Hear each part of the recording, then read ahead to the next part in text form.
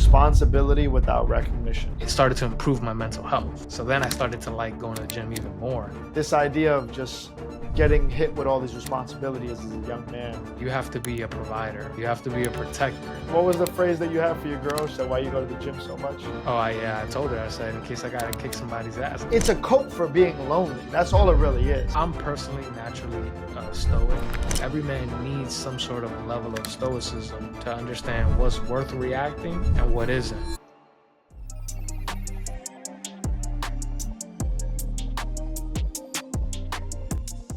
But just like Sure. a plant, if you neglect it in very small ways, you'll be surprised by the results you get, positive and negative. Yeah, I think that's a great point. It's funny that you spoke to your girl about the show topic because I did the same thing last night. I got some insights from a woman's perspective, and she actually opened up to me and shared that one of her friends at 27 years old committed suicide. She was from New Jersey, trying to obtain her master's, I believe, in medicine, and the pressures of college and life were so much so that she decided to unfortunately end her life. So this issue of suffering in silence is not agnostic to men, right? Women also face it as well. And I'm glad that you brought up that point where, you know, small wins can end up compounding for you and start to pivot where your life trajectory is going. So that's definitely one of the actionable advice items that we definitely need to share.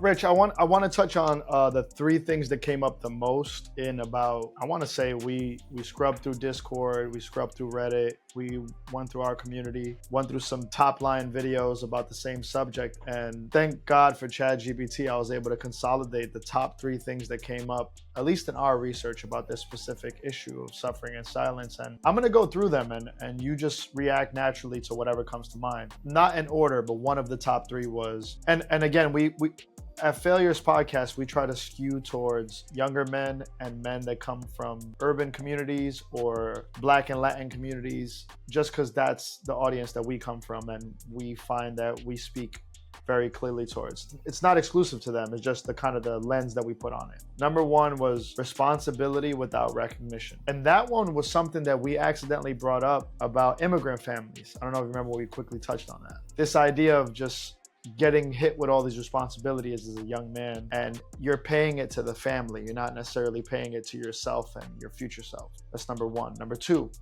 loneliness masked as stoicism. And this one, I told you off air, the stoicism shit used to confuse me because I would always wonder, why do people in these young male spaces that are looking for self-help, they love stoicism? Figured it out. It's loneliness masked by stoicism. So you make pretend that being the rock in a storm that is your life is like this this honorable thing. It's a trick. Nothing wrong with stoicism, but it's a cope, it's a trick. And then the third one was the quiet grief of lost dreams and your fading youth while you take care of your family and the people around you instead of taking care of yourself. Those are powerful, man. I can relate to all those, honestly. Yeah, I could relate to all of those as well. And when you think about the mounting pressures of a man in order to deliver, provide, like you have to be a provider, both, you know, financially and building a foundation for your family, right? You have to be a protector, right? You got to defend your wife, defend your children, block out any negativity. What was the phrase that you have for your girl? She said, why you go to the gym so much? Oh, I told her, I said, in case I got to kick somebody's ass, I got to defend this. I got to be strong enough to defend this family. Right? Little things that we say on the daily. By the way, I agree with you. I love that framing. But that could be a burden to a younger man who doesn't have it all together yet. If he hears you say that and he assumes that's his role, but there's a lot more to it, but we don't ever talk about a lot more to it. You could say that now because you're in your late 30s, but an 18-year-old Rich, you wasn't like that. I wasn't like that, but we're working towards it. Yeah, for sure. That definitely the scrawny version of me. It wasn't until I realized. Actually, I started to go to the gym to want to look appealing to find a woman. Then what I found out by going to the gym, and probably we should save this for the advice section, is I started to learn that it started to improve my mental health. right? So then I started to like going to the gym even more.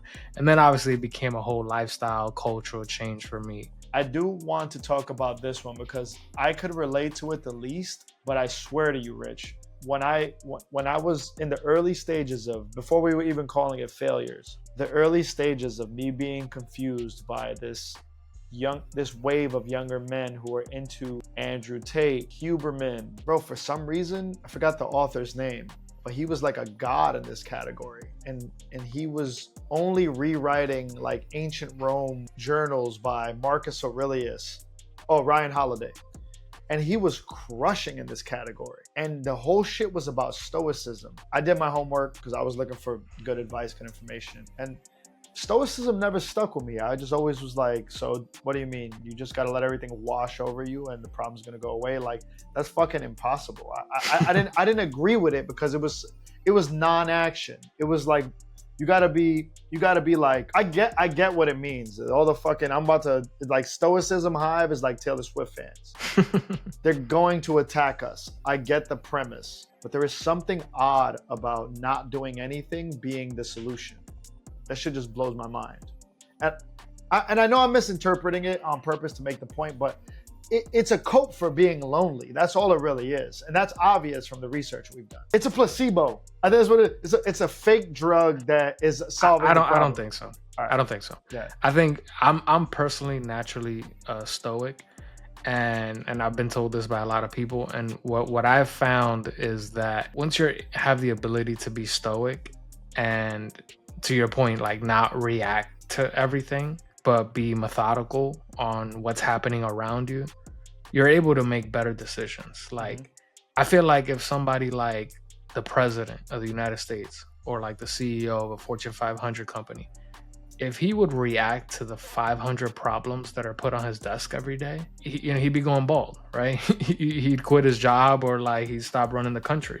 You need a level of stoicism to know what's worth reacting and what isn't, right? If you're just reactive towards everything, right? Like if every single thing in your life invokes an emotion, you have no, like I said earlier, you relinquish control, right? Because now you're basing your decisions or your reactive action on how something made you feel.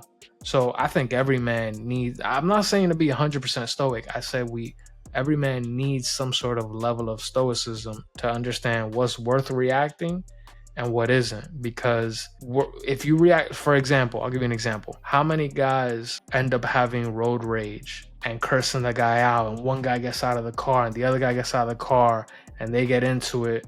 One guy hits the other guy, knocks him out. The guy hits his head, cracks his head on the skull, and now he's in the hospital. And now the guy is going to jail for attempted murder.